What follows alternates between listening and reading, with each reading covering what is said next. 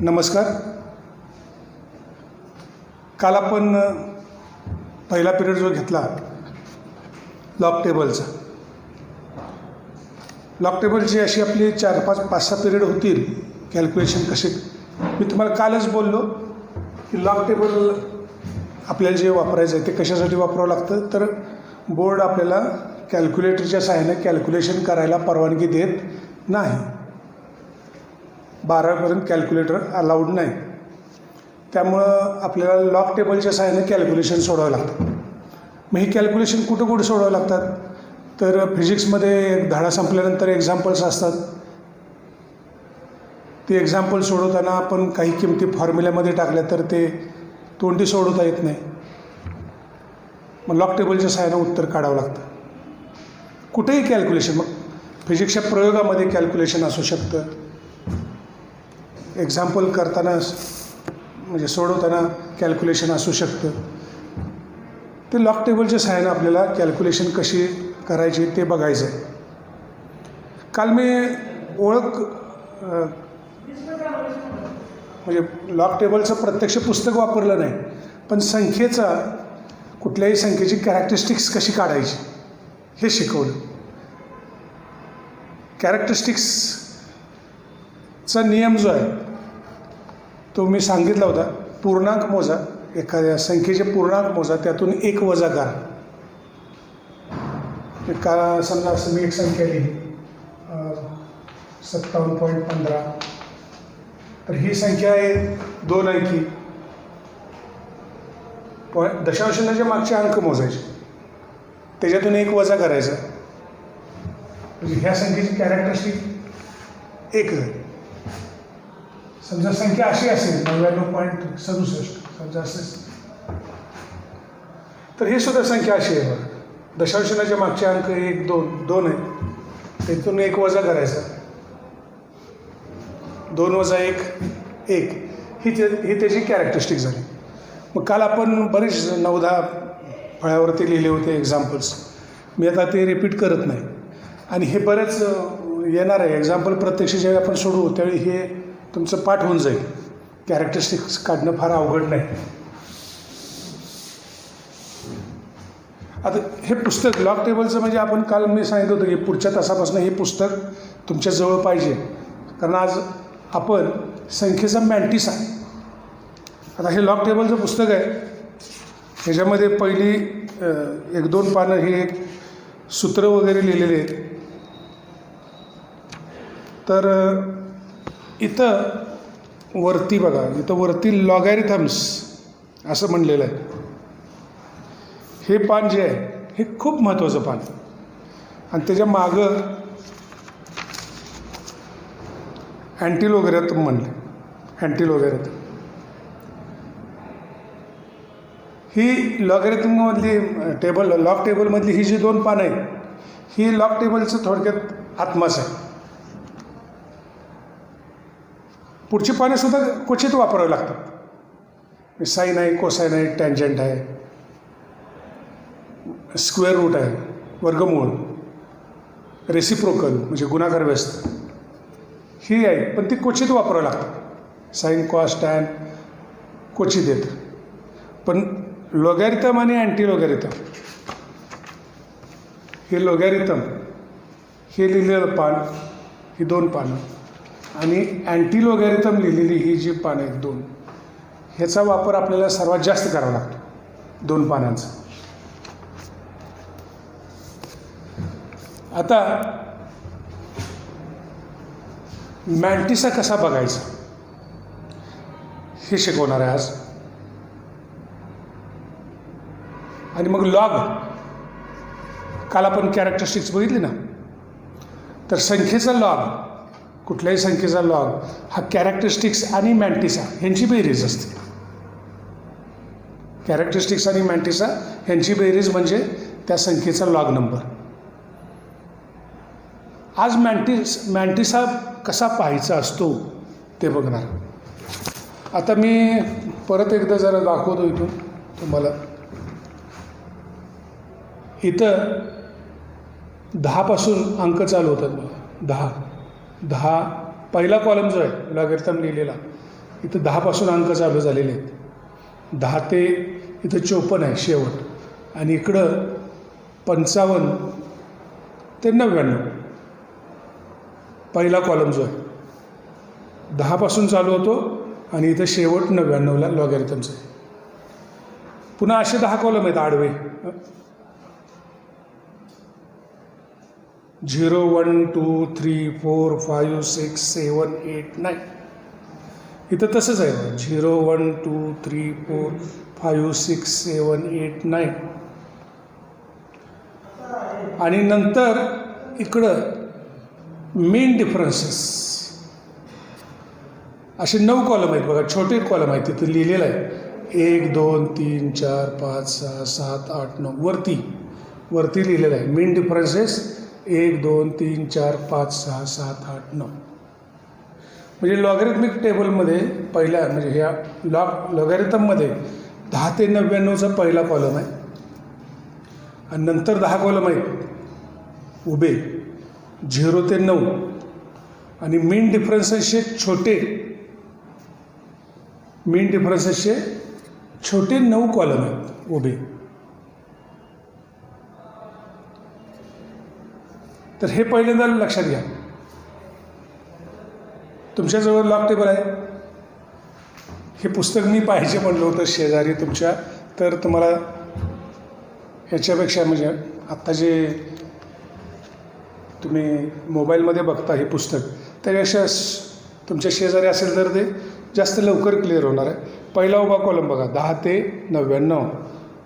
नंतर आडवे कॉलम आहेत 0 ते 9 असे 10 कॉलम आहेत. प्रत्येक कॉलममध्ये म्हणजे संख्या लिहिलेल्या आहेत. इथं पुन्हा मेन डिफरन्सेस 1 ते 9 असे 9 कॉलम आहेत. इकडं सुद्धा 1 ते 9 आणि असे इथं सुद्धा काही अंक लिहिलेले आहेत. काही मग इथले अंक जे आहेत ते लहान आहेत, काही डबल डिजिटमध्ये आहेत, काही सिंगल डिजिटमध्ये. मेन डिफरन्सेसमधले अंक लहान आहेत, 1 अंकीच आहेत, बहुतेक 1 अंकीच आहेत ते. इथं वरती थोडेसेच डबल डिजिटमध्ये आहेत. बाकी इथं हा महत्त्वाचा भाग आहे इथला. सगळं लॉग टेबलचं हे पान जे आहे ते खूप महत्त्वाचं आहे, कारण त्याच्या सहाय्यानं आपण मॅन्टिसा म्हणजे लॉग टेबल ही पुस्तिका वापरून आपण संख्येचं जे बघणार आहे. कॅरेक्टरिस्टिक्स काढण्यासाठी लॉग टेबल पुस्तिका लागत नाही. कॅरेक्टरिस्टिक्स कशी काढणार? संख्या किती अंकी आहे बघायचं, त्यातून 1 वजा करायचं. मॅन्टिसा काढताना काय करायचं तर पुस्तक लागतं. आता संख्या लिहितो मी. समजा एखादी संख्या लिहिली, समजा 4.41. ही संख्या 1. कोणतीही संख्या लिहू शकतो मी, तुम्ही सांगाल ती संख्या लिहू शकतो. काय करायचं इथं आता दशांश चिन्हाच्या इथं विचार करायचा नाही, आणि पहिल्या 2 अंकाचा एक गट आणि राहिलेल्या 1 अंकाचा एक गट.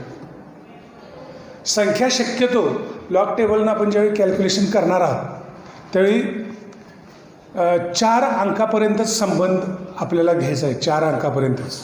म्हणजे आता 3 अंक लिहिलेले आहेत, म्हणजे 3 अंकी संख्या आहे. मग पहिल्या 2 अंकाचा नेहमी एक गट करायचा. पहिले 2 अंक किती झाले सांगा बरं, तर 45, आणि नंतर 1. आता मॅन्टिसा बघायचं म्हणजे काय करायचं बघा. पहिल्या उभ्या कॉलममध्ये जे मगाशी बोललो मी तुम्हाला 10 ते 99 आहे. 10 ते 99. मग आता 45 कुठं आहे बघायचं. 45 इथं आहे. 45च्या पुढे किती आहे? 1 आहे. मग आता तुम्हाला मगाशी मी बोललो 0 ते 9 असे 10 कॉलम आहेत. मग 45च्या पुढचं 45च्या नंतर जो उभा कॉलम आहे तो 0च आहे. तो 0 नको आहे आपल्याला. 45च्या पुढं 1 आहे.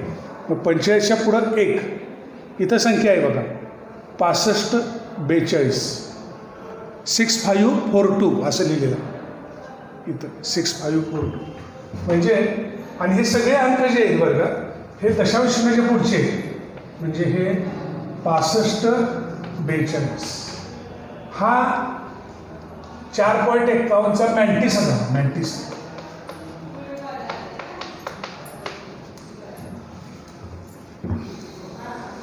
हे सगळे अंक तुम्ही इथं जरी दशांश चिन्ह दिसत नसलं तरी ते दशांश चिन्हाच्या पुढचे अंक आहेत हे 4. आणखी सांगतो उदाहरण. समजा 107.2 आहे. 107.2. मगाशी मी बोललो पहिल्या 2 संख्येचा एक गट करायचा, नंतर एका संख्येचा एक गट आणि हे चौथ्या अंकाचा एक वेगळा गट. असे 3च अंकाचे आपण जास्तीत जास्त 3च गट करू शकतो. पहिल्या 2 संख्येचा एक गट, पुन्हा एक. त्यामुळे लॉग टेबलनं कॅल्क्युलेशन जे करावं लागतं ना ते 4 अंकापुरतं मर्यादित आहे. 4 अंकाच्या पुढे जर असेल तर मग ते 10⁻⁴ करावं लागतात. ते फार अवघड आता आपण सुरुवातीला जायला नको, पण 4 अंकच लॉग टेबलनं व्यवस्थित कॅल्क्युलेशन करायचं असेल तर संख्येमध्ये जास्तीत जास्त 4 अंक असावेत अशी अपेक्षा. आता पहिल्या 2 अंकाचा एक गट. आता 10 इथं 10 ते 99 तुम्हाला सांगितलं. मग 10 कुठं आहे? पहिल्यांदाच 10 आहे. नंतर किती अंक आहे? 7. मग 10च्या पुढे 7 बघायचं. 7 तिथं अंक किती आहेत तर बघा 0,294 असं आहे 7. 10च्या पुढे 7 मध्ये 0,294 आणि पुन्हा 2 आहे. 2 हा मीन डिफरन्स म्हणले ना, मीन डिफरन्स मधला 2 1 ते 9 जे कॉलम आहे त्यातला 2, त्या 2च्या खाली किती अंक येतो? 2 नंबरच्या कॉलमच्या खाली 8. तर हे 0,294 अधिक 8 ह्यांची बेरीज करायची. 10चा 7 2. 10 पहिल्या 2 अंकाचा एक गट. 10 7 मध्ये किती संख्या आहे? 0,294 आणि 2 म्हणजे मीन डिफरन्समधला 2च्या खाली 8 अंक आहे. ह्यांची बेरीज करायची. 8 4 12 चालेल 1 9 1 10 3 आणि हे 0,302 म्हणजे हे लिहिताना पॉईंटच्या पुढे 0,302. हा फक्त मी मॅन्टिसा लिहितोय बरं का. मॅन्टिसा 107.2चा मॅन्टिसा 0,302 आणि हा दशांश चिन्हाच्या पुढचा अंक आहे. मॅन्टिसा हा नेहमी दशांश चिन्हाचा पुढचा अंक असतो, लक्षात घ्या. 0,302. काल मी शिकवले कॅरेक्टरिस्टिक्स हे दशांश चिन्हाच्या जर मागं लिहिली. 4.51 ची कॅरेक्टरिस्टिक किती? 4.51 ही एक अंकी संख्या आहे. त्यातून 1 वजा केला कॅरेक्टरिस्टिक 0. मॅन्टिसाच्या मागं दशांश चिन्हाच्या मागं ही ह्या संख्येची कॅरेक्टरिस्टिक्स मी लिहिली. तसंच 107.2 ही संख्या किती अंकी आहे? 1 2 3. 3तून 1 वजा केला म्हणजे किती आलं? 2. पॉईंटच्या मागं मी दशांश चिन्ह लिहिलं. पॉईंटच्या मागं मी तो अंक लिहिला, कॅरेक्टरिस्टिक्स लिहिलं. आणि पॉईंटच्या पुढं मी मॅन्टिसा 10चा 7 2 मध्ये हा मॅन्टिसा. मी हे का सांगितलं तुम्हाला? आता कॅरेक्टरिस्टिक्स आणि मॅन्टिसा म्हणजे त्या संख्येचा लॉग झाला.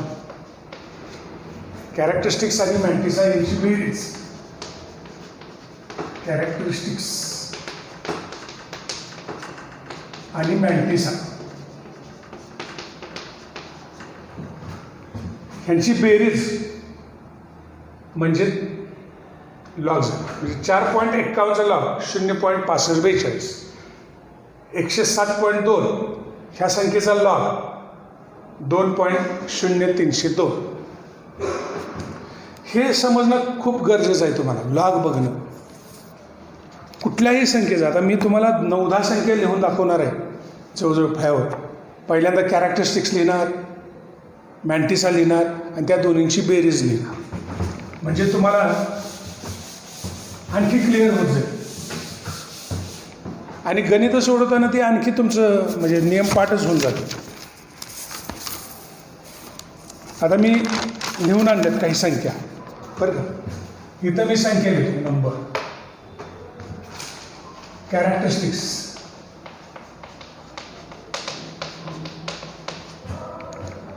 मॅन्टिसा आणि नंतर लॉग.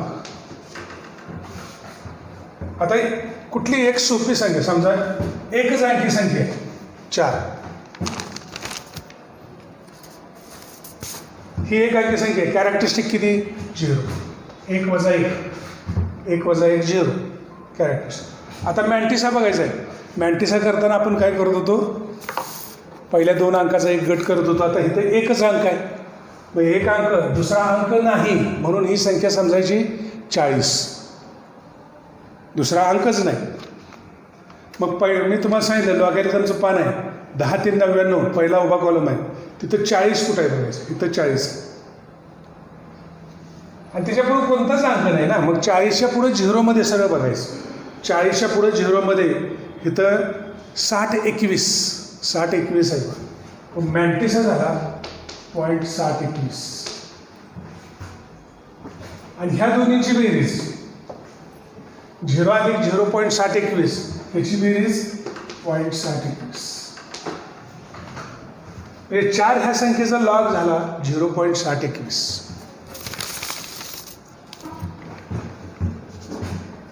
त्याच ह्याच्यावर आता अशी संख्या असेल 4.34. ही संख्या किती अंकी झाली सांगा बरं? एक अंकीच आहे. दशांशचिन्हाच्या मागे एकच अंक आहे. हिची कॅरेक्टरिस्टिक सुद्धा 0. आता पहिल्या 2 अंकाचा एक गट करायचा. 43चा 4 मध्ये लॉग म्हणजे लॉग टेबलमध्ये 43 पहिल्यांदा कुठे आहे बघा? 43 0 1 2 3 4 63 75 तिथं संख्या आहे. मॅन्टिसामध्ये 63 75 आहे. ह्याची आणि ह्याची बेरीज, कॅरेक्टरिस्टिक्स आणि मॅन्टिसा ह्याची बेरीज 0.63 75 म्हणजे लॉग 7.1 आहे सर. 7.1 ही सुद्धा एक अंकी संख्या आहे. कॅरेक्टरिस्टिक 0. आता इथं पहिल्या 2 अंकाचा एक गट 71. 10 ते 99 मध्ये 71 कुठे आहे बघा? 71चा 0 मध्ये 85-13 85-13 कॅरेक्टरिस्टिक्स आणि मॅन्टिसाची बेरीज 0.85-13. 7.1चा लॉग 0.85-13. आता संख्या अशी आहे समजा 98.12. 98.12 किती अंकी संख्या आहे? 2 अंकी संख्या आहे. पूर्णांक 2 आहेत. त्याच्यातून 1 वजा केला. 2 वजा 1 1 म्हणजे कॅरेक्टरिस्टिक इथं आता 1 आली. आता ह्या संख्येचे 3 गट करायचे. पहिल्या 2 अंकाचा एक गट 1. 98 आपण लॉगॅरिथममध्ये 10 ते 99 आहे ना, तिथं 98 अगदी शेवटी आहे. शेवटून दुसरा आहे.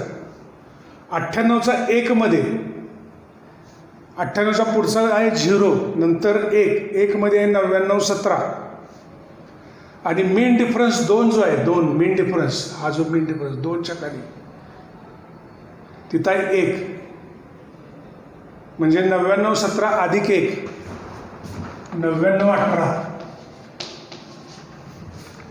मीन डिफरन्समधली संख्या आणि ही संख्या जी आहे ह्यांची बेरीज करायची असते. लक्षात घ्या 99-17 होतं. मीन डिफरन्समध्ये 1 होता 0.9918. आता कॅरेक्टरिस्टिक्स आणि मॅन्टिसा ह्यांची बेरीज करायची. आता ही बेरीज लक्षात घ्या 0.9918 हे दशांशचिन्हाच्या पुढं आहे आणि हे 1 हे पूर्णांक आहे. म्हणजे ह्यांची बेरीज करताना 0.9918 1.00 असं आहे समजायचं. नाहीतर 99-18 अधिक 1 म्हणजे 99-19 असं नव्हे. ही संख्या 1.000 आहे आणि हे 0.9918 आहे. म्हणजे ह्यांची बेरीज केली तर 1.9918 असं साधं येतं. 1 आणि 0.9918 ह्यांची बेरीज 1.9918 म्हणजे दशांशचिन्हाच्या डाव्या बाजूचा अंक कॅरेक्टरिस्टिक्स असते आणि दशांशचिन्हाच्या उजव्या बाजूचा अंक हे मॅन्टिसा असतात. आणि या दोन्हींची बेरीज केली, कॅरेक्टरिस्टिक्स आणि मॅन्टिसा, तर आपल्याला 98.12 ह्या संख्येचा लॉग किती, तर 1.9918.